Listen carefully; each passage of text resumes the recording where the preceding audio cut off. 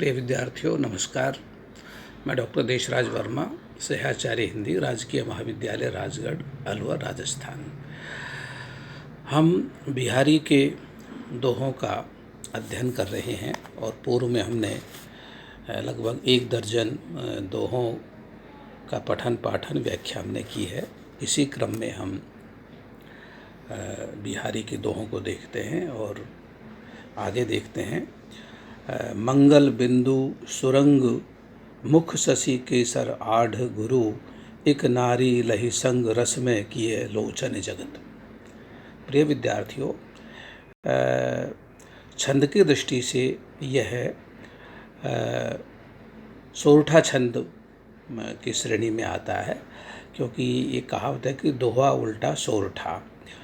अब ये सोरठा है और इसमें दोहे के ठीक विपरीत, दोहे में जहाँ 13-11 पर यति है और तो यहाँ पर हमें ठीक विपरीत 11-13 का विधान हमें मात्राओं का यहाँ देखने को मिलता है।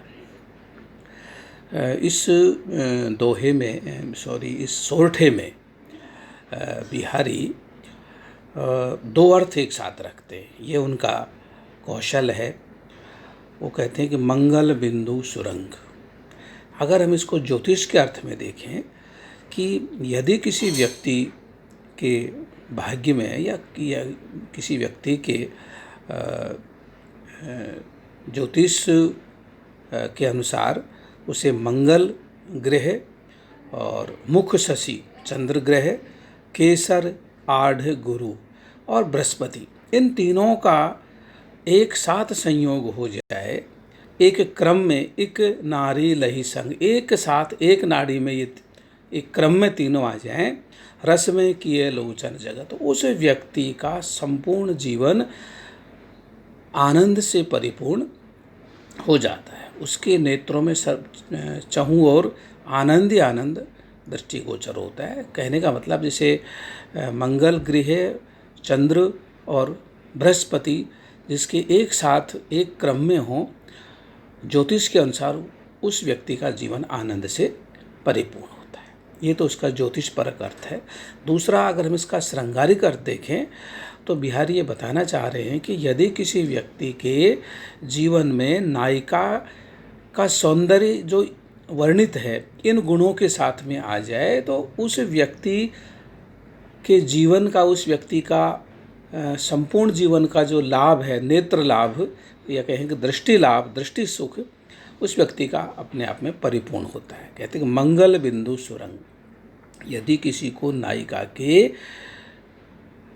मुख शशि चंद्र मुख पर मंगल सुरंग, सुरंग माने लाल रंग का माथे पर बिंदी लगी हुई मिल जाए और साथ ही केसर आढ़ गुरु और बड़े बड़े अगर किसी के मस्तक पर त्रिपुंड आड़ी रेखाएं मिल जाएं, एक नारी लही संग, ऐसे एक नारी का यदि किसी नायक को संयोग मिल जाए तो रस में किए लोचन जगत हो। तो ऐसा अगर किसी को यह सुलाभ मिले तो सारा लोचन जगत, नेत्र रूपी संसार, उस व्यक्ति या कहें कि सारे संसार में उस व्यक्ति के नेत्र परिपूर्ण लाभ को प्राप्त हो जाते हैं। या यूँ कहें कि उस व्यक्ति के की आँखों के लिए सारा संसार रस में आनंद से परिपूर्ण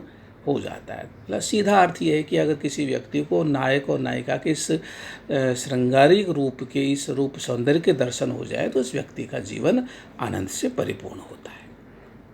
आगे हम अगले दोहे में देखते हैं। अंग अंग नग जग मगत, दीप शिखासी देहे, दिया बढ़ाए हु रहे, बढ़ो उजारोगे। यहाँ नायिका के जो रूप सौंदर्य है उसका अतिशयोक्तिपूर्ण चित्रण यहाँ हम देख सकते हैं। लेखक ये लिखता है कि जैसे एक अंधेरे में दीपक की एक लौ जला देते हैं तो अंधेरा दूर हो जाता है और वहाँ प्रकाश फैल जाता है।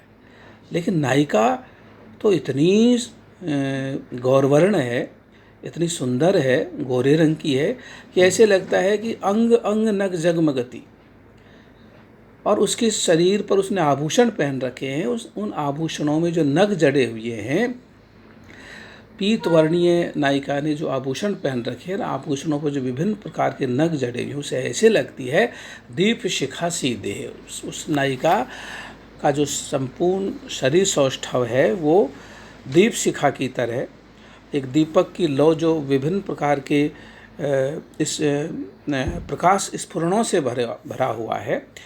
संपूर्ण नायिका की जो देह यष्टि है वो दीप शिखा की तरह दिखाई देती है। अब देखिए बिहारी आगे क्या गजब ढाते हैं। दिया बढ़ाए हूँ रहे, बड़ो उजारो होए। वो कहते हैं कि दिया बढ़ाए हूँ रहे, अगर हम दिए को बुझा देते हैं, बढ़ाना मानी यहाँ बुझाने के अर्थ में, जैसे अपन कहते हैं ना बंद करना, जैसे दुकान बढ़ाना, दुकान को बंद करना। दिया बढ़ाए हूँ रहे, अगर नायिका मौजूद है अंधेरे में और वहाँ दीपक जल रहे हैं, अगर आपने दीपक बुझा भी दिया तो उस कमरे में और भी ज़्यादा प्रकाश हो जाएगा, क्योंकि नायिका का संपूर्ण देह यष्टि जो दीप शिखा सी देह है, उसके कारण चारों तरफ हजारों हजारों दीपकों के प्रकाश जैसी स्थिति वहाँ पर बन जाएगी। कहने का मतलब नायिका का गौरवर्ण और उसके आभूषणों की चमक दीप शिखा के समान है, जो दिया बुझाने के बाद भी अंधेरे में और भी ज़्यादा उजाला कर देती है। यहाँ अंग अंग में हम पुनरुक्ति प्रकाश अलंकार देख सकते हैं और अतिशयोक्ति की छटा हम इसमें देख सकते हैं। आगे जो दोहा है ये भक्ति परक दोहा है। बिहारी कहते हैं कि कब को टेरत दीन रट होतन श्याम सहाय, तो मोह लागी जगत गुरु जग नायक जग वाय। बिहारी कहते हैं कि हे प्रभु, मैं कितने दिनों से, कब से आप से प्रार्थना कर रहा हूँ, आपको बड़ी दीनता के साथ टेर रहा हूँ, हो तन श्याम सहाय, लेकिन हे भगवान कृष्ण, आप अब तक मेरे सहायक नहीं बन रहे हैं, आप मेरी सहायता नहीं कर रहे। मतलब यहाँ प्रकारांतर से अपने आराध्य देव को उल्हाना दिया गया है, उपालम दिया गया है कि तुम मेरी सहायता नहीं कर रहे हो। और कहते हैं कि ऐसा लगता है तो महु लागी जगत गुरु, ऐसा लगता है कि हे जगत गुरु, हे संसार के स्वामी प्रभु, जग नायक जग, हे जग के नायक, सारे संसार के स्वामी नायक, ऐसा लगता है कि आपको भी संसार की हवा लग गई है। संसार के लोग तो अपने व्यवहार से बदल चुके हैं, स्वार्थी हो चुके हैं, पाखंडी हो चुके हैं, आडंबरी हो चुके हैं, लेकिन लगता है कि आपको भी इस संसार की हवा लग गई है। इसलिए आपने भी जो अपने भक्तों पर जो उद्धार करने का जो आपका एक गुण था, आपका जो एक विरुद्ध था, उसको छोड़ दिया। और आप मेरा उद्धार नहीं कर रहे हैं, आप मेरे सहायक नहीं बन रहे हैं, मेरी सहायता नहीं कर रहे हैं। यहाँ अपने प्रभु, अपने आराध्य को उल्हाना दिया है, उपालंब दिया गया है। आगे का दोहा देखते हैं। पत्रा ही तिथि पाइये, वा घर के चहु पास, नित्य प्रति पुण्यो रहे आनन उपजास। यहाँ कितनी सुंदर ये बिहारी उपमा रखते हैं और यह श्रृंगार परक दोहा है।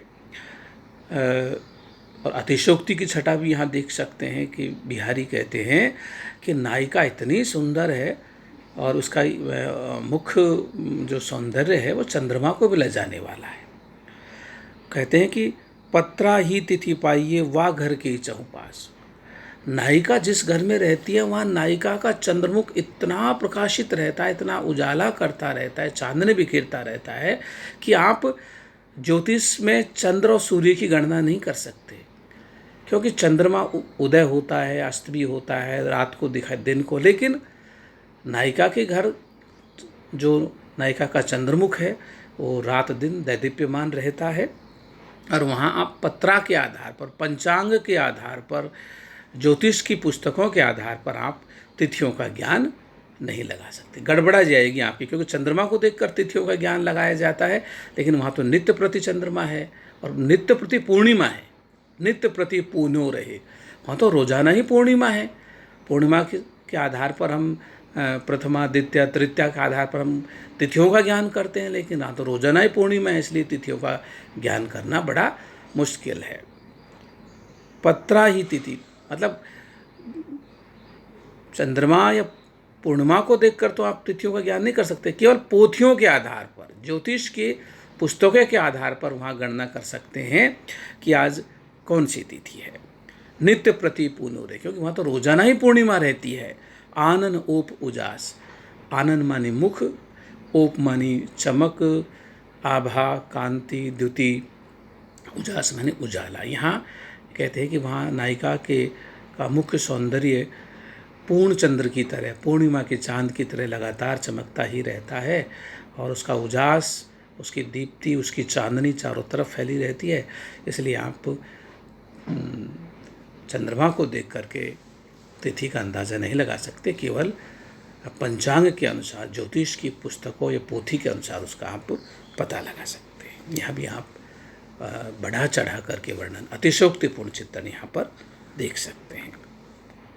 आगे देखिए, तंत्री नाद कवित रस, सरस राग रतिरंग, अनबूढ़े बूढ़े तरे जे बूढ़े सबंग। यहाँ हम इस दोहे में रीतिकालीन जो दरबारी संस्कृति की जो एक मानसिकता थी, एक जीवन मूल्य बन गया था, उस तत्कालीन रीतिकालीन साहित्यिक जीवन मूल्य का यहाँ आप एक उदाहरण देख सकते हैं, एक नमूना देख सकते हैं। वो कहते हैं कि जो व्यक्ति कला प्रिय है, तंत्री नाद, जो